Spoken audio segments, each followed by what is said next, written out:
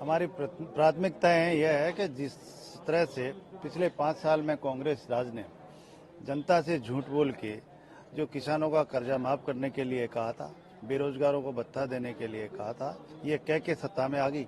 लेकिन 5 साल उन्होंने केवल कुर्सी की लड़ाई लड़ते रहे और जंगल राज मचता रहा।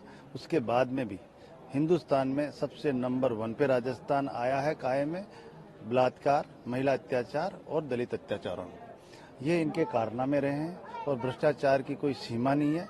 हर विधायकों को इन्होंने पूरी छूट दे रखी थी। मेरे विधानसभा में जल जीवन मिशन में इतना भ्रष्टाचार हुआ जिसकी कोई हद नहीं। मैं मानता हूं कि उनके जितने जो कारनामे किए हैं, हम जितना उन्होंने इस राजस्थान को पीछे धकेला है, उसको हम हर वर्ग को साथ लेकर हर समाज में और दलित वर्ग को, महिलाओं को, उन पे हम विशेष तौर से काम करेंगे। दलित अत्याचार काफी बड़ा है, आंकड़े भी बताते हैं पिछले 5 साल में। उसमें सुधार करने के लिए क्या प्रयास रहेंगे? और सबसे बड़ी बात, आपने कहा कि आपके क्षेत्र में जल जीवन मिशन के तहत बड़ा भ्रष्टाचार गहलोत सरकार के कार्यकाल में हुआ। अब आपकी सरकार बन रही है, गठन हो जाएगा कल, उसके बाद एक्शन होगा? एक चीज की जांच करवाऊंगा मैं निश्चित रूप से, जितना, क्योंकि हमारे माननीय प्रधानमंत्री जी मोदी जी का सपना था और उन्होंने वो करके दिखा रहे हैं। वो हर घर हिंदुस्तान में ऐसा नहीं बचे जहाँ पे शुद्ध पानी की टोटी नहीं पहुंचे। उनका सपना था और उस हिसाब से उन्होंने राजस्थान गवर्नमेंट में पैसा भेजा, लेकिन उस पैसा का सदुपयोग ये नहीं कर पा रहे। टाइम पे उन्होंने काम नहीं किया, काम किया है तो केवल भ्रष्टाचार का रूप दिया है। तो उसकी जांच करवाएंगे? बिल्कुल जांच करवाएंगे सर। महिला अत्याचार काफी बड़ा, बहुत ज्यादा। दलित अत्याचार में भी बहुत ज्यादा काफी सुर्खियों में रहा।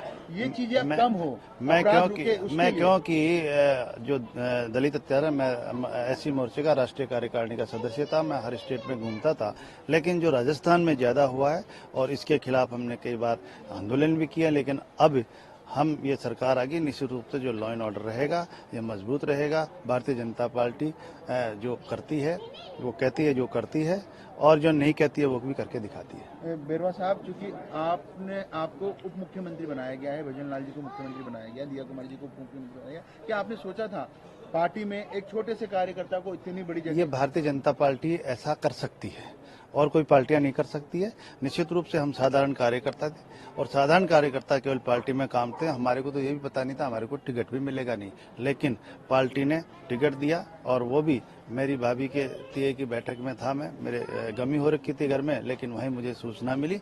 तो ये भारतीय जनता पार्टी निश्चित रूप से जो कार्यकर्ता है उसको पूरी मॉनिटरिंग रखे। निश्चित रूप से हर कार्यकर्ता को कहीं न कहीं वो उपयोग में लेते हैं।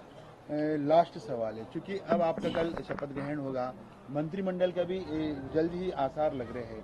क्या लगता है कि सरकार की पहली जो प्राथमिकता रहेगी राजस्थान में, क्योंकि अब सरकार का पार्ट है, आप पहली बड़ी प्राथमिकता क्या रहेगी बीजेपी सरकार की, भजन लाल जी की सरकार की, आपकी सरकार की? निश्चित रूप से अभी हमारे माननीय मुख्यमंत्री जी बैठेंगे, संभालेंगे और उसके बाद में हम बैठ के बात करेंगे। और निश्चित रूप से जो कांग्रेस सरकार ने जो किया है, पहले बात तो राजस्थान को कर्जे में डाला है, उसके बारे में कुछ न कुछ करके बाद में योजनाओं का प्रारूप तैयार करेंगे।